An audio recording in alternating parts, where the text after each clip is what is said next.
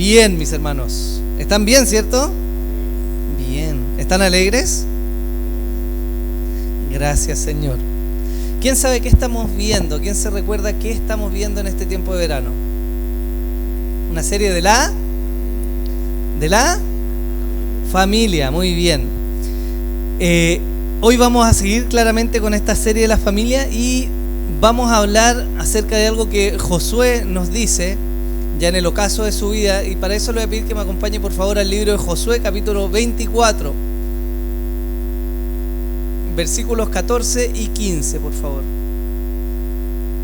Josué 24, versículos 14 y 15. Cuando lo encuentre, me dice amén, por favor, para que podamos leer todos juntos.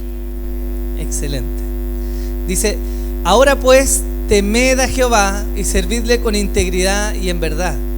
Y quitad entre vosotros los dioses a los cuales sirvieron vuestros padres al otro lado del río y en Egipto, y servid a Jehová.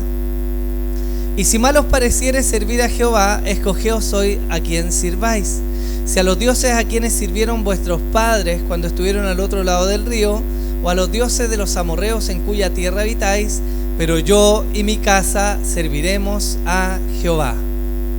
Yo y mi casa serviremos al Señor. Amén. Esta es una declaración tremenda y no es ajena de escuchar en los círculos evangélicos de nuestro país. En muchas iglesias está este lema y se suele decir: no, yo y mi casa vamos a servir al Señor. No es extraño que lo escuchemos, ¿no? Muchas veces esto es parte de un anhelo sincero del corazón en el cual efectivamente queremos que nosotros y nuestros hogares sirvamos al Señor. Pero muchas veces también es una declaración soberbia y orgullosa de una faceta de la hipocresía de la que muchas veces somos parte. ¿Por qué? Porque muchas veces decimos: bueno, allá el mundo con lo suyo, no me interesa lo que le ocurra, pero yo en mi casa voy a servir al Señor. O decimos: allá usted, hermano, haga lo que quiera, pero yo en mi casa vamos a servir al Señor. Y en el contenido no está mal dicho, porque efectivamente, independiente de lo que otros hagan, tiene que haber una determinación de servir al Señor.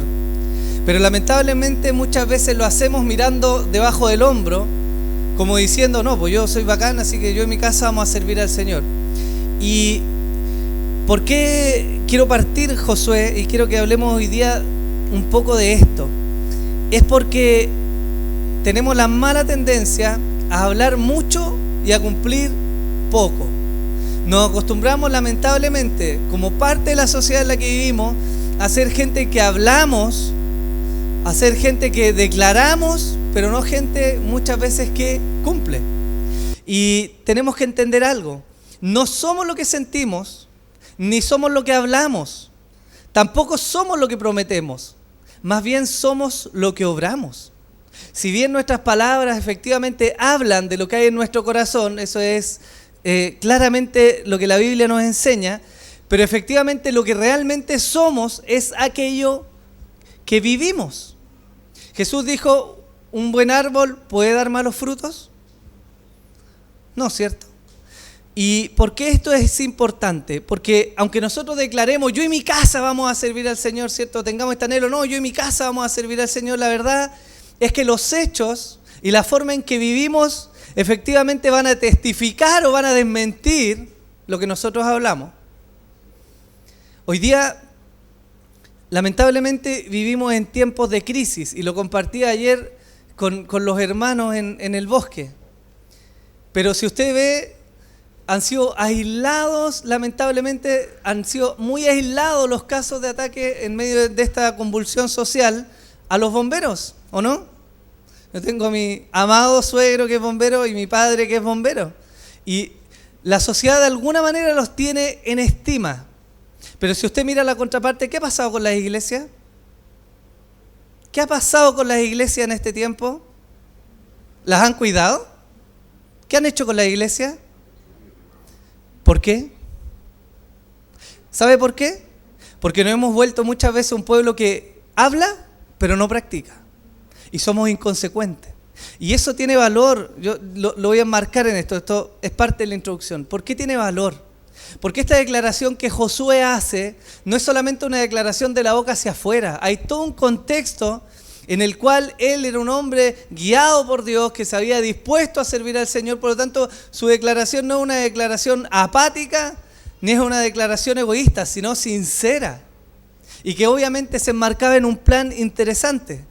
Nuestra hermana nos compartía en el devocional que todos los días tomamos decisiones. Usted toma la decisión de qué ropa se va a poner, de cómo va a venir, si va a prestar atención o no al culto. Y todos los días tomamos muchas decisiones. Y sabe que eso es importante porque de las decisiones que nosotros tomamos están guiadas por las cosas que nosotros queremos apuntar.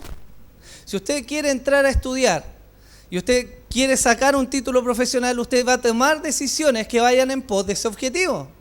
Es incongruente, salvo en casos extraños, pero es incongruente que usted quiera sacar un título profesional y sea el rey del carrete, todos los días en carrete y no vaya a clase y nunca esté ahí. Es raro, ¿no? ¿Qué es lo más probable que le suceda a esa persona? Que fracase. Entonces, cuando nosotros decimos, bueno, yo en mi casa vamos a servir al Señor, ¿qué es lo que se esperaría de eso? Una vida que sea claramente consecuente con lo que eso significa. Porque si no, es solo palabrería. Ahora, es interesante que esta declaración de Josué, él no dice, yo voy a servir al Señor, sino que él está involucrando a alguien más, a su familia. Y es tremendo porque él claramente se ve en una disyuntiva. Para que lo entendamos de esta manera, Josué está dando esta declaración en el ocaso de su vida. Los capítulos 23 y 24 de Josué, que son los últimos de su libro, nos testifican cómo él, ya a punto de morir, después de haber tenido esta labor de conquistar prácticamente toda la tierra prometida, junta al pueblo y les urge entregarles un mensaje. Sabiendo que su muerte se avecina, sabiendo que ha cumplido prácticamente toda la labor que tenía, él le urge entregar un mensaje al pueblo. ¿Cuál es ese mensaje? Que el pueblo tiene que determinarse. El pueblo tenía que tomar una decisión. ¿A quiénes iban a servir ellos? ¿A los dioses que habían servido a sus padres? ¿O al Dios que les había llevado a conquistar la tierra? Y en medio de ese contexto él hace la declaración. Si nosotros vamos más atrás, usted se pregunta qué tiene que ver con la familia, más allá de que él haya dicho yo en mi casa. Pero si nosotros vamos al principio de la historia, nos vamos a dar cuenta que Dios crea al hombre y a la mujer y constituye de ellos la primera familia. Dios es un Dios que a lo largo de toda la Escritura nos muestra que es un Dios que obra en familias. Dios toma a Adán y Eva y de esa familia, a pesar de su caída, les hace una promesa, que vendría la simiente de la mujer que algún día mataría, ¿cierto? Pisaría la cabeza de la serpiente. La historia sigue avanzando y nos encontramos con un hombre que se conoce como el padre de la fe, que es Abraham. Y siempre hablamos de Abraham y el llamado que él tuvo, pero sin embargo, Dios no llamó solo a Abraham, sino que llamó a Abraham y a Sara, su esposa. Y eso lo vemos en el hecho de que cuando él se apresuró y tomó a su sierva para tener descendencia, Dios le dijo, no va a ser de ella tu descendencia, sino que va a ser de tu señora. Por lo tanto, ¿qué nos muestra eso? Que Dios tenía en su plan una familia y no solo un hombre. Después sigue avanzando la historia y llegamos a Moisés, el libertador. Él toma al pueblo de Egipto, lo saca por el desierto, lo acompaña en el camino. Esa generación muere y la generación que viene es la que finalmente entra a esta tierra prometida y ya bajo el mandato de Josué conquista la tierra. ¿Por qué es importante la familia? Porque la familia en el plan de Dios es el núcleo de resguardo, el lugar, el ambiente que tiene las condiciones para traspasar la verdad de Dios de una generación a otra. Por lo tanto, la familia es realmente importante. Porque más allá del deleite o del disfrute que tiene para nosotros disfrutar de nuestro hijo y de nuestra familia, Dios ha pensado en la familia como el núcleo o la institución a través de la cual se transmite la verdad de Dios. ¿Dónde más se va a transmitir la verdad de Dios? ¿En un instituto bíblico? En el instituto bíblico usted aprende teología, aprende muchas cosas que tienen que ver con la palabra, pero en los fundamentos de donde se debiera traspasar el evangelio es en las familias. Por lo tanto, claro que era importante. Y la declaración de Josué es muy fundamental porque también se enmarca en el hecho de que el día de mañana de ese pueblo iba a venir el Mesías. ¿De quién vino el Mesías? ¿Solo de María? ¿Ah? no le dijo el ángel a José cuando supo que su mujer estaba embarazada, no le dijo no la abandones? ¿Por qué Dios no le dijo a María, bueno, da lo mismo que José se vaya y sigue tú adelante? ¿Qué tenía en mente Dios? Una familia. Y quiero hacer este énfasis, ser majadero en esto, porque tenemos que entender que la familia, el cónyuge que tenemos a nuestro lado, los hijos que Dios nos ha dado son precisamente eso, un regalo de Dios, pero parte de un plan. Dios no nos los dio simplemente para que nosotros disfrutáramos y nos deleitáramos y fuéramos leones de nuestra familia y nadie la toque y ahí yo y mi familia solos, sino porque hay un plan de Dios con la familia y ese plan tiene que ver precisamente con el traspaso del Evangelio. Algunos estudiosos han determinado que de todos los problemas políticos y sociales o económicos que vive hoy día el mundo, los problemas que tienen que ver con la familia son clave en el desarrollo de la humanidad. Hoy día vemos nuestra sociedad y vemos a todos estos pequeños niños que están delinquiendo, ¿sí o no? El otro día nos tocó ver, con el Pochito estábamos arriba en Locañas y de repente llegamos a una esquina y curioso, como 5 o 6 niños, 12, 14 años deben haber tenido arriba de una camioneta, obviamente robada. Y la pregunta que uno se hace inmediatamente es, ¿y dónde están los papás de estos niños? Por lo tanto, nos damos cuenta que cuando nuestra sociedad comienza a fallar, es porque las familias primeramente han fallado. Y en el Evangelio no es diferente. En Estados Unidos las cifras hablan de cerca de un 80% de deserción de los jóvenes cristianos cuando entran a la universidad. Y yo me pregunto de nuevo, ¿qué está pasando en los núcleos de las familias? ¿Por qué esta verdad del Evangelio no se ha traspasado? ¿Por qué nosotros hoy día tenemos quizás dentro de nuestra iglesia, o qué está pasando con los jóvenes de nuestra iglesia? ¿Acaso el Evangelio va a ser traspasado solo en un culto de día domingo, en una clase va a ser traspasado a los niños?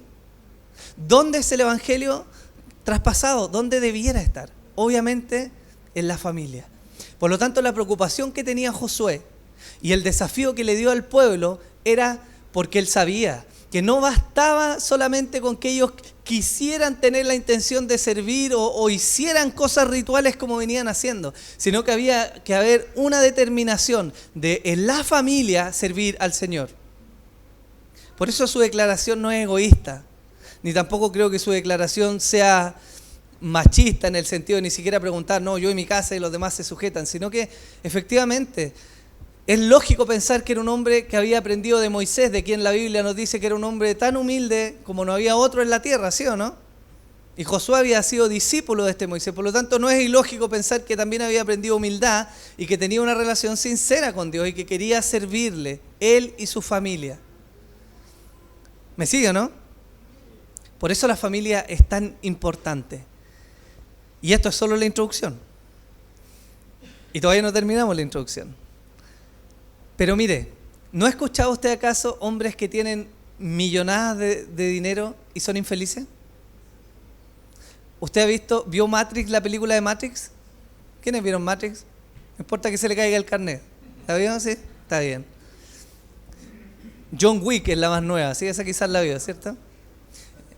El protagonista de la película, que es Keanu Reeves, es un tipo que tiene mucha plata y es muy sencillo. Pero en muchas entrevistas que le han hecho, él ha declarado y él ha dicho, no soy feliz porque me falta una cosa. Plata tiene por montones. Mujeres las que él quisiera tener, pero ¿sabe lo que no tiene? Una familia.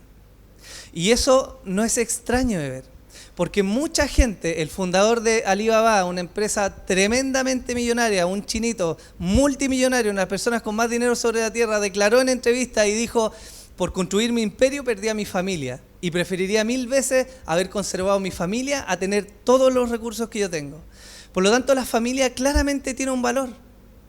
Tiene un valor mucho más grande que la riqueza, mucho más grande que los diplomas, mucho más grande que cualquier otra cosa que el ser humano pueda ostentar. Y qué tremendo que la familia no fue sino instituida por Dios. Por lo tanto, de nuevo, haciendo el énfasis, ¿será valiosa la familia o no? ¿Qué cree usted? Josué emite esta declaración al pueblo y los desafía y les dice, miren, no sé a quiénes van a servir ustedes, pero yo y mi casa vamos a servir al Señor. Y la historia de ahí es un poco triste, porque después de Josué viene el periodo de los jueces. Y de los jueces viene un periodo en el cual Israel rápidamente se alejó de Dios y fue perdiendo su territorio y fue de nuevo reconquistado en muchas ocasiones por los enemigos. ¿Por qué? Porque Josué le advirtió al pueblo que si ellos se alejaban de la fidelidad de Dios, Dios iba a traer juicio y castigo sobre ellos. Jueces 2, versículos 10 y 11 dice: y toda aquella generación también fue reunida con sus padres, la generación de Josué. Y se levantó después de ellos otra generación que no conocía a Jehová, ni la obra que él había hecho por Israel. Después los hijos de Israel hicieron lo malo ante los ojos de Jehová y sirvieron a los Baales. ¿Cuánto bastó para eso? ¿Cuánto bastó para que eso pasara? Una generación. ¿Qué quiere decir eso? Que si no somos diligentes y si no rogamos al Señor, nada asegura que nuestros hijos sigan el camino del Señor. Nada lo asegura. El Evangelio, hermanos míos, no es heredable. No porque sus hijos vengan a la iglesia desde pequeño van a ser cristianos. Hay claramente una obra soberana de elección de nuestro Dios y en eso descansamos. Pero también hay una diligencia y una responsabilidad de los padres para con los hijos en traspasar el Evangelio. El núcleo familiar debería ser el lugar donde el Evangelio más prospera, donde se vive, donde se difunde, donde se enseña, donde se practica. Si usted tiene una familia, Dios se la dio para eso. ¿Sí o no? Santiago 1, 22 al 25 dice: pero ser hacedores de la palabra y no tan solamente oidores, engañándoos a vosotros mismos, porque si alguno es oidor de la palabra pero no hacedor de ella, este es semejante al hombre que considera en un espejo su rostro natural, porque él se considera a sí mismo y se va y luego olvida cómo era. Mas el que mira atentamente en la perfecta ley de la libertad y persevera en ella, no siendo oidor olvidadizo, sino hacedor de la obra, este será bienaventurado en lo que hace. No solo oidores, sino hacedores. Deuteronomio 6 es clave, porque Deuteronomio 6 es el libro de la repetición de la ley. Usted cuando empieza a leer la Biblia en orden cronológico va a llegar a Deuteronomio y va a decir: ¿de nuevo?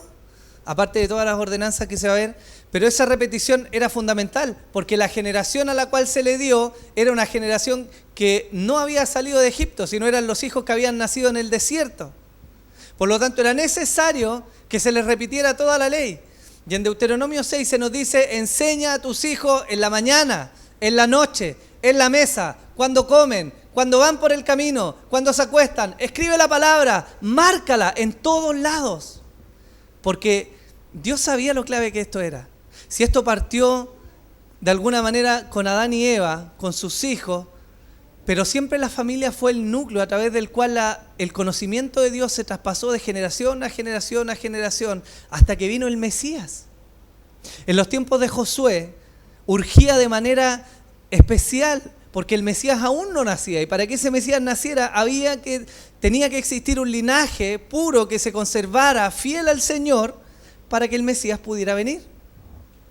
Hoy día el Mesías ya vino, pero anhelamos su segunda venida. Y eso quiere decir que el Evangelio aún debiera ser propagado de generación en generación. ¿Me sigue o no? Entonces el llamado a la familia está efectivamente en traspasar el Evangelio. Ahora, no basta solo con traspasarlo y enseñarle a nuestros hijos que sepan cosas de Dios. Porque la declaración de Josué no es: yo le enseñaré a mi casa de Dios. ¿Qué dijo él? Yo y mi casa serviremos. Serviremos. Cuando nosotros le decimos: Señor, te amo, Señor, oh Señor, y cantamos Señor, ¿qué estamos diciendo? Es como ridícula la pregunta, pero ¿qué estamos diciendo? Que es nuestro Señor. Y si Él es nuestro Señor, ¿qué somos nosotros? ¿Y qué es un siervo que no obedece a su Señor? O no es siervo, o es un pésimo siervo, ¿cierto? Por lo tanto, quiero dejar esto como el énfasis que significa que Dios nos llama a servirles. Y para desarrollar esto, Josué nos deja 3 tips importantes en la declaración, antes de la declaración que él y su casa iban a servir al Señor. Lo primero, él nos ayuda porque nos dice: podemos servir a la familia a través de relaciones en el temor del Señor. Josué 24:14 dice, ahora pues, temed a Jehová. Si bien Dios es un Dios grande en misericordia y es un Dios tremendamente bueno, no podemos obviar o dejar de lado el hecho que es un Dios digno de temer, ¿o no? ¿O acaso Dios no es digno de temer? ¿No nos habla la naturaleza de eso? Cuando el niño se está portando mal y el papá lo mira, ¿qué debiera sentir el niño? No terror, pero temor. Porque si sigue en su actitud, ¿qué viene? Consecuencia, ¿o no? Por lo tanto, Dios no es diferente. Dios claramente disciplina a sus hijos. Y la Biblia nos dice que Dios azota a todo aquel que recibe por hijo. Porque si no seríamos bastardos si Dios no estuviera disciplinando nuestras vidas y no nos estuviera corrigiendo. Y Dios es un Dios de temer. ¿Por qué esta visión de que Dios es un Dios digno de temer es importante cuando hablamos de familia? Les voy a decir por qué. Porque una familia en la cual el esposo ataca a su esposa con palabras o actitudes o aún físicamente, o una familia donde la esposa no se somete a su esposo, sino que lo deshonra o lo desprecia, una familia donde los padres provocan a ir a sus hijos y los hacen vivir amargura o los desaniman, o una familia donde los niños deshonran a sus padres y rechazan su enseñanza, es una familia que no teme al Señor. Eso nos muestra ese tipo de relaciones. Nos muestran relaciones en las cuales no hay temor del Señor. Y esto es tremendo. ¿Usted ha pensado cuántos varones están casados acá? ¿Cuántos han tenido la desdicha muchas veces, no me levante la mano, de tratar mal a su esposa, ya sea con palabras, ya sea con actitudes? ¿Alguien lo ha hecho, no? Usted sabe que cuando cometemos el error y el pecado de hacer eso, no estamos simplemente maltratando a cualquier persona, sobre todo si nuestra esposa es cristiana, sino a una hija de nuestro padre. ¿Sí o no? Qué tremendo. ¿Qué haría usted como padre si vinieran a maltratar a su hija? ¿Qué actitud tomaría usted? ¿Ah? Y a veces perdemos de vista, ¿cierto?, que en el trato de nuestra familia, sobre todo si nuestro cónyuge es cristiano, es un hijo de nuestro padre. Por lo tanto, no solo estamos afrentando a quien tenemos delante, sino que estamos afrentando a nuestro Dios, que es Padre. ¿Sí o no? Cuando nos olvidamos del temor de Dios, perdemos fácilmente eso de vista. Y se nos olvida que, por ejemplo, al esposo se le dice: maridos, amad a vuestras mujeres así como Cristo amó a la iglesia y se entregó a sí mismo por ella. ¿Cuál es la medida de esa entrega que Dios le pide al varón? La medida de Cristo. ¿Y cuál es la medida de Cristo? Estar dispuesto a ir a la cruz. Esa es la medida del amor que Dios le demanda al varón respecto a su esposa. A las mujeres Dios les dice: las casadas estén sujetos a sus propios maridos. ¿Cómo? Al Señor. ¿Qué quiere decir eso? No quiere decir una actitud ciega, no voy a entrar en detalles porque ya hemos hablado de esto en otras ocasiones, pero literalmente como al Señor. ¿Cómo usted se somete a su Señor? ¿O cómo Dios desea que nosotros nos sujetemos a Él? Bueno, de esa forma Dios desea que la mujer se sujete al varón, en honra, en servicio, no servicio en el sentido de ser una esclava, sino en servicio, en pos de un mismo propósito. A los hijos se les dice: hijos, obedeced en el Señor a vuestros padres, porque esto es justo. Honra a tu padre y a tu madre, que es el primer mandamiento con promesa para que te vaya bien y seas de larga vida sobre la tierra.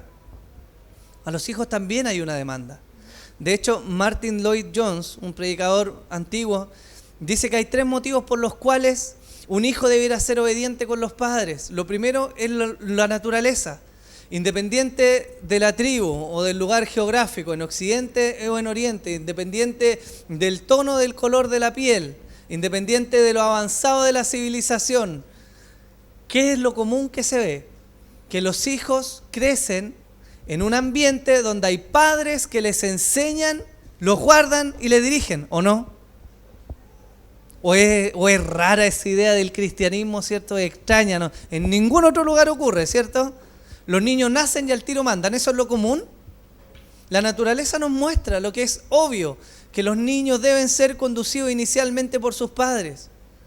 Y mire qué tremendo, porque no solo la familia está en ataque hoy día en nuestra sociedad, sino el modelo de los niños. ¿A qué se le está enseñando a los niños? ¿Qué se está tratando de impulsar hoy día? Algo que se llama autonomía progresiva, ¿cierto? Que es decir, que los niños tengan el derecho a tomar decisiones cada vez a más temprana edad, distanciados de sus padres. Ese es un ataque al modelo que Dios nos dejó de familia. Pero hay un aspecto natural que enseña obediencia a los hijos. Dicho sea de paso, eso quiere decir que si el niño no quiere venir a la iglesia y usted como papá le dice vas, esa conversación debería terminar en vas. No hay regodeo. No hay, no, es que no quiero, es que no, vas y te callas y vas. Porque hay sujeción. ¿Se entiende, no? Entonces, ¿qué quiere decir esto? Un paréntesis, que a veces a los padres nos falta ser más decisivos con las decisiones que tomamos. Y no porque seamos buenos, no, papá, es que soy más blandito, es que no me gusta, sino tenemos una responsabilidad, hermanos, delante de Dios. Porque Dios nos va a pedir cuentas por eso. Segundo aspecto, hay un aspecto que tiene que ver con la ley.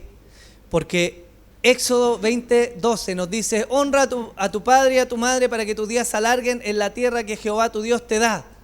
Ahora usted me va a decir, bueno, es lo mismo que decía en Efesios. Sí, es lo mismo, pero hay una particularidad en Éxodo 20. Que usted lo estudió. ¿Quién dio confesión de fe? Hermano Jorge, usted lo dio, levante la mano. ¿Quién más dio confesión de fe? ¿Y qué es Éxodo 20? ¿Por qué Éxodo 20 es particularmente importante? Porque Éxodo 20 entrega los 10 mandamientos. Y los que dieron confesión de fe efusivamente conmigo debieran haber dicho sí, porque aprendimos que la ley dada en Éxodo 20 es la ley que Dios grabó en el corazón del hombre. Y si Dios grabó esa ley, por lo tanto somos inexcusables si rompimos la ley. Lo que quiere decir que cuando dice honra a tu padre y a tu madre, no dice si quieres, o si te da la gana, o si te trataron bien, es un mandato. Lo que quiere decir, hijo, cada vez que tú no honras a tu padre y a tu madre, tienes un problema serio con Dios. No solo con tus padres, sino con Dios. Porque Dios dio ese mandato. ¿Se entiende, no? Esa misma ley se repite en Deuteronomio. Y ya les expliqué por qué Deuteronomio era importante. Porque era la repetición de la ley a la siguiente generación. Honrar, hermanos míos, es más que obedecer. Cualquiera puede obedecer, pero no honrar. La honra también implica amor, respeto y cuidado por los padres. Miren la anomalía que vivimos en el mundo actual. Salvo en los países musulmanes y quizás en los países de Indonesia, de esa zona, lo normal que está ocurriendo en la sociedad hoy día es que cada vez hay más ancianos. Cada vez hay más personas ancianas y hay menos jóvenes. ¿Y qué está pasando con los ancianos cada día más? Son abandonados por sus hijos, abandonados por su familia. Lo vemos acá, Amor en Acción. Si usted quiere participar, súmese. Hay visita al hogar de los ancianos. ¿Qué pasa en nuestra sociedad? Hay un mal. Que los ancianos están siendo olvidados. Y eso es una deshonra hacia los padres. Y eso trae consecuencias, claramente. ¿Sabe qué consecuencias más trae eso? Voy a ir un poco por las ramas, pero eso trae consecuencias en nuestro modelo económico. Porque las AFP no se pueden sostener con una fuerza de trabajo que cada vez es más vieja. Y no hay jóvenes que aporten a esta fuerza laboral. ¿Cómo hemos de sostener ese modelo? Se vuelve insostenible. Entonces, tenemos responsabilidad en el núcleo familiar. ¿Cuántos desastres podrían ser evitados? ¿Cuántos matrimonios apresurados dejarían de concretarse? ¿Cuántas lágrimas dejarían de caer? ¿Cuántas muertes de jóvenes dejarían de existir si ellos obedecieran a los padres? ¿O no? ¿No lo vemos en nuestros niños acaso? Deja de jugar en la puerta. Deja de jugar en la puerta. Deja de jugar hasta que se saca la mugre y se rompe la cabeza. Eso me pasó a mí cuando tenía como 10 años. Porfiado. Y trae consecuencias. Por lo tanto, debemos entender, hermanos, en el marco de los hijos, la familia funciona como una barrera protectora. Por lo menos más nosotros que somos cristianos y deberíamos ejecutar y poner por obra la palabra, la familia es una barrera protectora para los hijos. Si usted ha venido alguna vez a alguna charla de consejería y sobre los hijos, se le habrá enseñado que hay de manera gráfica un círculo que es el círculo de la bendición, que mientras nuestros hijos obedecen están dentro de ese círculo y son bendecidos, pero cuando ellos desobedecen salen de ese círculo de la bendición y se exponen a las consecuencias propias de su pecado. Proverbios 1:8, oye hijo mío la instrucción de tu padre y no desprecies la dirección de tu madre. Proverbios 23:22, oye a tu padre, aquel que te engendró, y cuando tu madre envejeciere no la menosprecies. Temor del Señor. La familia, hermanos, debiera ser para nosotros un núcleo de protección. Yo me alegro de que quizás algunos de ustedes, no los conozco a todos, tengan amigos en la iglesia o personas en las cuales ustedes puedan confiar e ir y decirle, mira, me pasa esto, tengo este problema. Eso es maravilloso, es bueno y ayuda a crecer el cuerpo.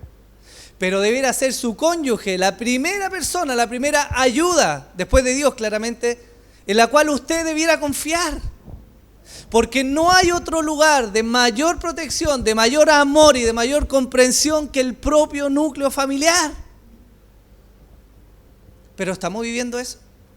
¿O la familia se ha vuelto solo pelea, riña, yo te digo, tú me dices? ¿O cada uno vive su mundo, nos juntamos de vez en cuando? ¿Qué es la familia para nosotros? Si vivimos en el temor del Señor, deberíamos comprender que la familia es algo que Dios nos dio y por lo tanto requiere atención. ¿Amén? Segundo punto, podemos servir a Dios en la familia mediante la renovación hacia propósitos que glorifican al Señor. Josué también dice en el versículo 14, ahora pues temed a Jehová y servidle, pero no de cualquier manera. Él dice servirle con integridad y en verdad. Eso quiere decir que necesitamos estar constantemente revisando los conceptos y valores que tenemos y tener el coraje, hermanos, de cambiar cuando nuestra vida no se alinea con la palabra de Dios. ¿Cuántas veces creemos a veces pecados que no están en la Biblia y vivimos por ella y morimos por ella? Mentiras como no, solo Dios perdona, yo no soy quien para perdonar. Eso es mentira. ¿Dónde lo viste? ¿En qué lado de la Biblia sale? Y lo usamos como una excusa. O ayúdate que yo te ayudaré. Y vivimos en pos de eso, ¿cierto? Diciendo, no, si no tengo que pedir ayuda porque me tengo que primero ayudar yo para que Dios me ayude. ¿Dónde sale eso en la Biblia? Deberíamos ser capaces de tener la valentía de decir, Dios, si algo que estoy creyendo hoy día no está alineado con tu palabra, por favor, rompe esto y yo me tengo que alinear con tu palabra. Debiéramos reavivar en nuestras familias la práctica del culto doméstico. Dios nos permita tener cultos domésticos en nuestras casas y no necesitamos todo el aparataje que tenemos hoy día acá, que no es malo claramente, pero necesitamos todo este aparataje para tener un momento de comunión y de rendirle un culto al Señor en nuestros hogares. Son prácticas que ayudan a avivar la vida de la familia. Debiéramos mantener encendida la llama de la oración en el altar familiar. ¿Oramos en familia? ¿Oramos con nuestros hijos? Qué tremendo es tener la oportunidad de repente de orar con nuestros hijos y de pedirle nosotros perdón a Dios. Y que nuestros hijos vean que pedir perdón no es ajeno ni significa ser penca, ni significa estar en un nivel inferior, sino que necesitamos de Dios. Pero eso quiere decir que debemos orar en nuestras casas. Debemos amar la casa de Dios. ¿Cuál es nuestra actitud al venir a la iglesia? ¿Amamos? Obviamente la casa de Dios no es este templo, la casa de Dios es la iglesia, somos nosotros. ¿Pero amamos la casa de Dios? Ya vamos a la iglesia, bueno, te vamos a llegar tarde, que otra vez ir a escuchar a este pastor. Vamos, si vamos a cumplir. ¿O amamos la iglesia? ¿Les enseñamos a nuestro cónyuge, si no está amando a la iglesia, lo que es amar a la iglesia? ¿Les enseñamos a nuestro hijo lo que es amar a la iglesia? Porque Dios la ama. Por lo tanto es importante. Debiéramos en nuestras casas esforzarnos, hermanos, por buscar primeramente el reino de Dios y su justicia sobre todas las cosas que pudiéramos hacer en nuestro hogar. Debiéramos restablecer la práctica del diálogo, ese diálogo que está bañado en comprensión, en amor. ¿Dialogamos en nuestras casas? ¿O simplemente nos alteramos? Lamentablemente, lo digo lamentablemente porque no es algo que me honra ni honra a mi familia, pero en alguna ocasión hemos ido con mi señora hablando en tono alto en el auto y la Abby, no peleen. Y uno, lo estamos haciendo mal. No es el diálogo que merecemos tener. Y yo me pregunto, ¿qué se vive en nuestros hogares? Yo no conozco los hogares de todos ustedes, pero me pregunto si nuestro hijo y nuestro vecino, el entorno que tenemos, está viendo que dialogamos los problemas, o nos tiramos los platos nomás y agarramos y peleamos. Porque claramente el diálogo, que está bañado en comprensión, en amor, en misericordia, en una autoevaluación, va a ayudar a que nuestra familia crezca y honre al Señor. Deberíamos ser cautelosos en las críticas y fomentar los elogios. ¿Cómo nos dirigimos en nuestras casas? Los niños, es increíble la capacidad que tienen para estar siempre pendientes. Usted lo ve con el celular, viendo un video, jugando con algo y jura que está en su mundo, pero usted dice algo y el niño lo mira atento. Entonces la pregunta es, ¿qué escuchan nuestros hijos? ¿Qué escuchamos en nuestra casa? ¿Queja? ¿Pelambre? ¿O escuchan nuestros hijos, qué bueno lo que hizo este hermano, qué gloria a Dios por lo que Dios está haciendo en esta familia, eso es hermoso, qué tremendo lo que dijo? O escuchamos, no, el gordito allá o el flaco del otro lado, dice, está dando la hora. ¿Qué escuchamos en nuestra familia? Porque sabe, no es solo eso, sino que es lo que escuchan nuestros vecinos. Debiéramos estar dispuestos a perdonar, hermanos, y nunca guardar amargura en nuestros corazones. El perdón es maravilloso. Y es maravilloso porque primeramente usted y yo lo recibimos del Señor. ¿Cuánto perdón Dios nos ha dado, hermano? Es tremenda la forma en que nuestro Dios nos perdona. Ni siquiera es que pecamos una vez, sino que pecamos constantemente. Y la gracia y el perdón de Dios están constantemente sobre nuestra vida, ¿o no? ¿O acaso Dios nos ha pisoteado y dice, no, ya no te perdono nunca más?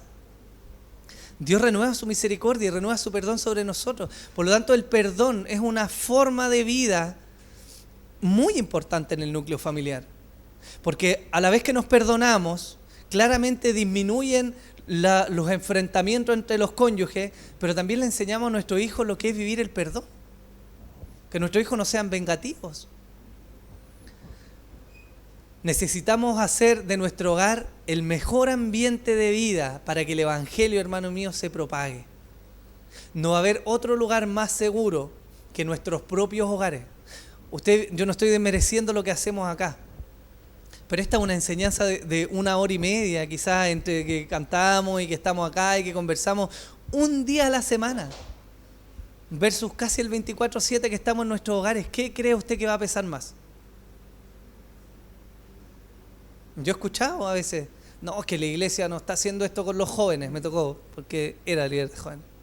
No, es que la iglesia no está haciendo esto con los jóvenes. Oye, ¿y si tú eres el papá? ¿Por qué estás subrogándole a otro lo que te compete a ti?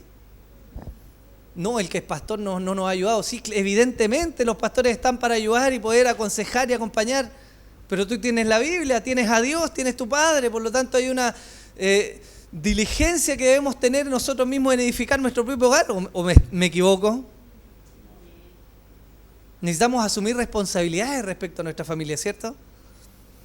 Por lo tanto, ¿cómo pretendemos que nuestra familia impacte con la verdad del Evangelio? Se los decía al inicio.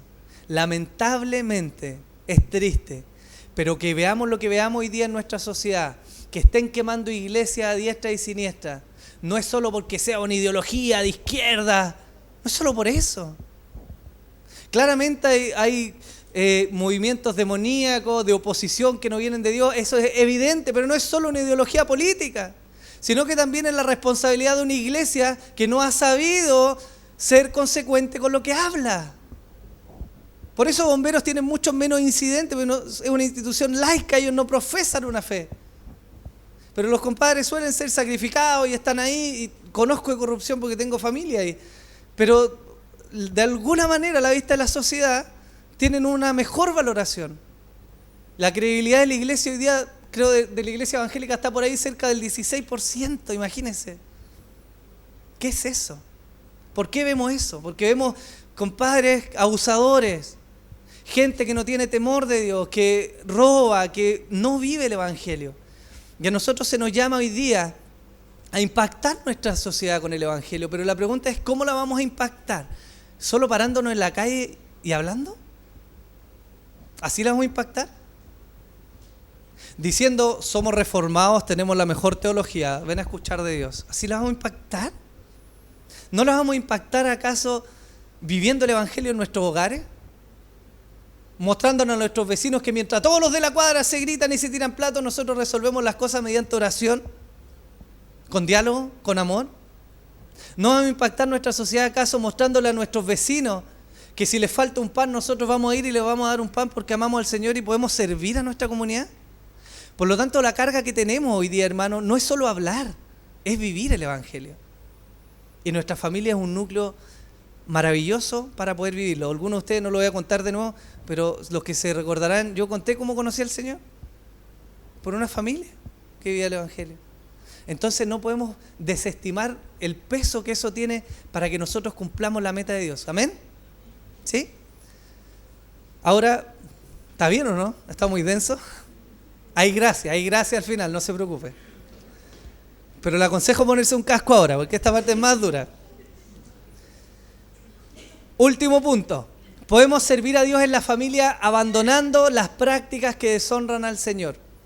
Versículo 14 de Josué 24. Ahora pues, temed a Jehová y servirle con integridad y en verdad, y quitad de entre vosotros los dioses a los cuales sirvieron vuestros padres al otro lado del río y en Egipto, y servid a Jehová.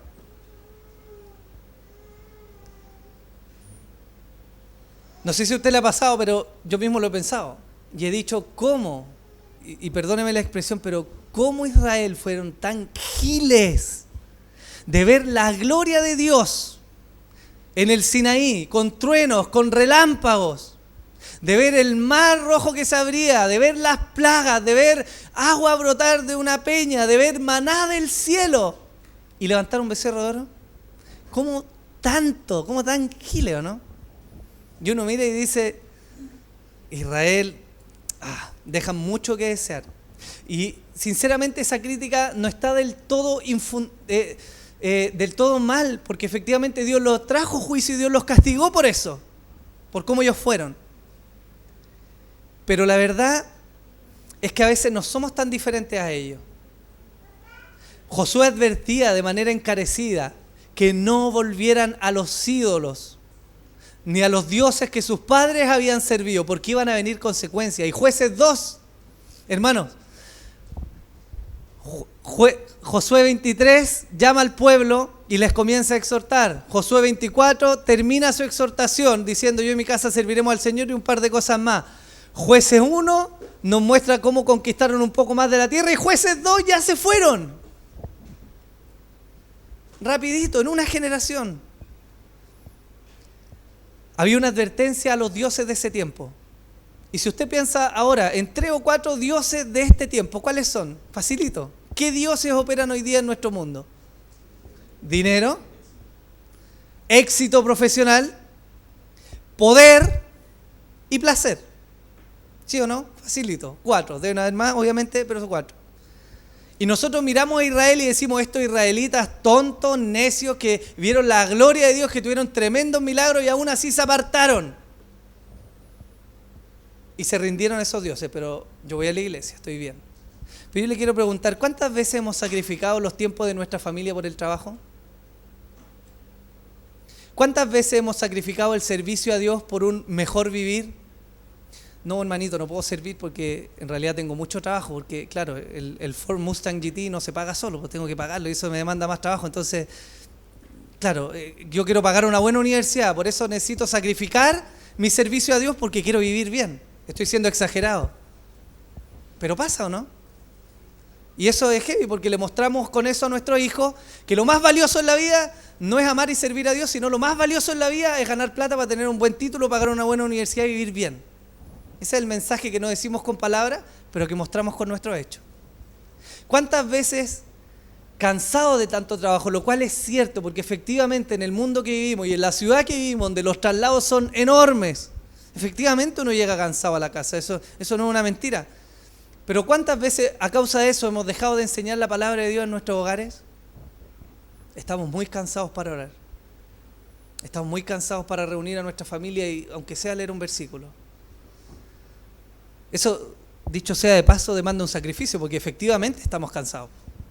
Sí, no es mentira que el vivir en este modelo es agotador, pero significa que demanda un esfuerzo extra. ¿Cuánto nos hemos sacrificado el discipulado, el culto, el grupo de conexión porque hay un examen. No, es que empezó la época de los exámenes globales, los coeficientes doy, no, perdone, pero no puedo ir. ¿Ok? Porque hay una prueba, una presentación. No puedo estar porque en realidad estamos en el periodo más difícil.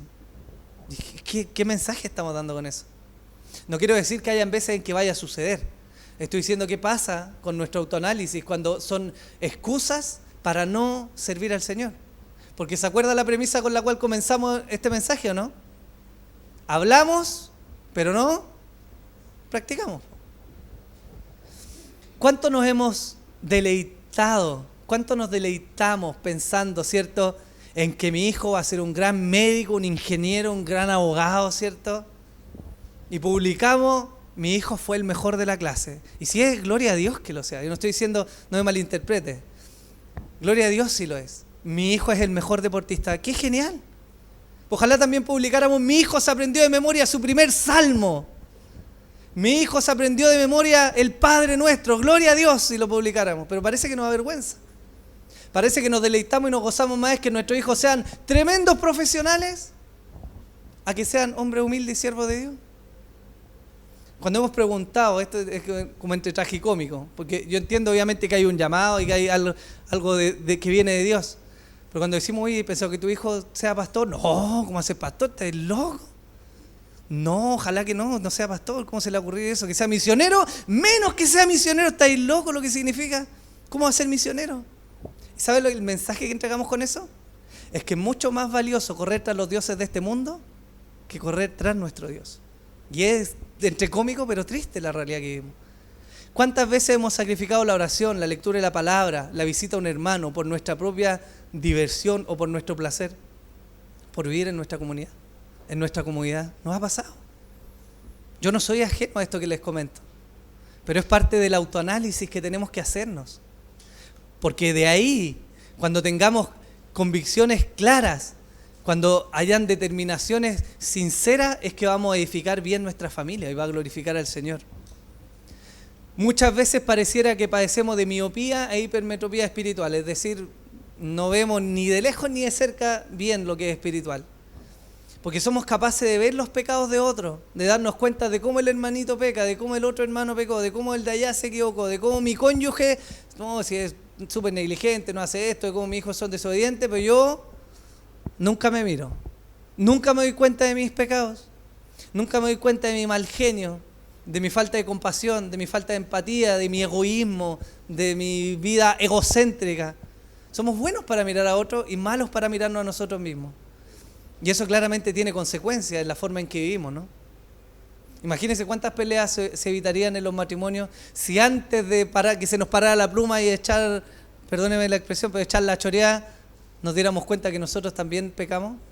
¿Cómo sería el acercamiento? ¿No sería diferente? ¿Sí o no? Por lo tanto, cuando hablamos de una familia que es feliz, en este marco, una familia que va a servir a Dios, primero es una familia que busca la santificación. Es una familia que echa de su casa lo que es abominable para el Señor, los dioses que yo les mencioné. Todos hermanos, todos, usted y yo somos tentados por una y otra cosa. A mí me encantaría que mis hijos fueran profesionales y tengo la tensión y a veces la frustración y Dios me ha tenido que...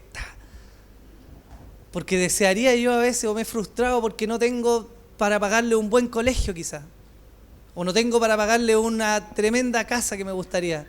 Y viene la tensión y Dios tiene que traernos al orden y decir, oye, bástate mi gracia. De todas las preocupaciones, ¿cuál es lo que más nos preocupa? El mundo que nuestros hijos van a vivir, hermano, va a ser un mundo mucho más duro que el que nosotros hemos vivido. Y me ha tocado a veces estar con mi esposa, no siempre, lamentablemente, pero a veces hemos tenido, por gracia de Dios, un momento de lucidez y hemos llegado en la noche a un momento en decir, Señor, de verdad, por favor, te lo rogamos, salva a nuestro hijo, que es lo más importante. Lo demás da igual, sálvalo, Señor, sálvalo. Que si el día de mañana algo les pasa, ellos estén en tu presencia. Porque al final del día, hermanos, es lo que más va a contar. Al final del día, cuando esto se acabe, cuando la historia termine, cuando salga el fin de la película, lo que más va a importar va a ser la vida espiritual que vivimos delante de nuestro Señor. Cómo acompañamos a nuestro cónyuge, cómo guiamos a nuestros hijos, cómo vivimos como familia y cómo servimos al Señor. Todo lo demás va a pasar, todo. Y con esto de nuevo quiero ser exagerado para que no me malinterpreten. No quiero decir que no aspiremos a que nuestros hijos sean ingenieros o médicos, lo que sea, porque si no hay médicos, ingenieros o políticos cristianos, ¿quién les va a hablar a ellos? Pero si estamos dispuestos a sacrificar hoy día el servicio a Dios por cualquiera de esos objetivos, yo le aseguro que el día de mañana tampoco vamos a abrir la boca. Es difícil. Es difícil si no lo hacemos ahora, va a ser mucho más difícil después. Los jóvenes que dicen, no, que no puedo servir a Dios ahora porque estoy en el colegio. Y cuando entras a la universidad crees que te van a atender con un ramo de flores y te van a decir, no estudie, no se preocupe, pase los ramos, ¿no? Y cuando entran a trabajar creen que va a ser más ligera la carga porque van a ganar plata. Esa es una idea muy errada de la vida. Todo se pone más difícil, más responsabilidad, más complicado. Por lo tanto, si no determinamos ahora que nosotros en nuestras casas sirvan al Señor, ¿cuándo? ¿Cuando haya más niños? ¿Cuando el trabajo escasee más? ¿Cuando haya que trabajar más para ganar lo mismo? ¿Cuándo? ¿Cuándo vamos a servir? La declaración de Josué, hermanos, es desafiante. Es desafiante por lo que él vivió, por lo que significa para nosotros. Pero tenemos la ventaja, hermano, y con esto quiero cerrar, de que la familia no es un proyecto que nació en nuestros corazones. Por más que usted haya dicho, como quizás lo dije yo en algún momento en mi juventud, de decir, hoy me gustaría tener una familia, quiero tener una familia bonita, y me voy a esforzar por tener una familia. Por más que usted haya pensado eso, la familia, hermano, nació en el corazón del Señor. Y si usted tiene familia hoy día, es porque nuestro Padre le quiso dar esa familia. Lo que quiere decir que el más interesado en que su familia funcione bien, no es usted, es Dios. Entonces, si Él nos ayuda en todas las cosas que le pedimos, ¿no nos ayudará también con nuestra familia? ¿No podrá ayudarnos? ¿O querrá Dios decir, no, ahora la familia es tuya, arréglate tú, ese cacho te lo ganaste tú, yo? Dios no está así, hermanos.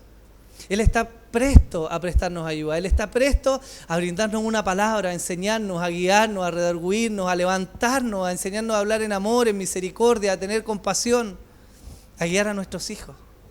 Pero sí demanda que nosotros tomemos las decisiones correctas. Y yo quiero dejarlo hoy día con el desafío. ¿Qué van a hacer con su familia? ¿Qué van a hacer con su familia? ¿Se van a esforzar por servir al Señor? ¿O su familia va a ser para su propio deleite egoísta, autocentrado, ególatra y para brindarle solo placer a usted? ¿Esa es su familia o su familia va a glorificar al Señor? Y si usted me dice, no, yo y mi familia vamos a servir al Señor, yo le preguntaría entonces, bueno, ¿y su familia va a servir al Señor porque usted es el macho de la casa, el que pone la regla y así lo impuso? ¿O va a ser aquel guía que los va a guiar con amor y los va a convencer con la palabra y les va a mostrar que efectivamente lo mejor es servir a Dios? Porque ser impositivo es fácil, pero convencer con la palabra es otra cosa. Amén. Póngase en pie para que oremos, por favor.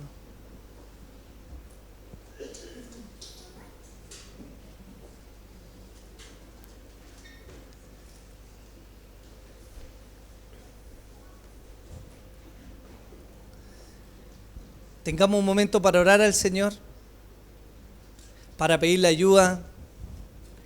Yo sé que vivimos mucha dificultad, hermano. Ni usted ni yo estamos ajenos a las tentaciones, ni al pecado, ni a lo que nos ocurre, y eso muchas veces repercute en nuestras familias. Algunos quizás están recién empezando la crianza y pueden tener muchos años para hacerlo. Quizás otros ya criaron y no criaron de lo mejor. Pero sea uno u otro el caso, tenemos a Dios de nuestro lado. Y la Biblia dice, si Dios es con nosotros, ¿quién contra nosotros? ¿Acaso alguna ley que se levante en esta nación va a poder romper aquello que Dios quiere defender?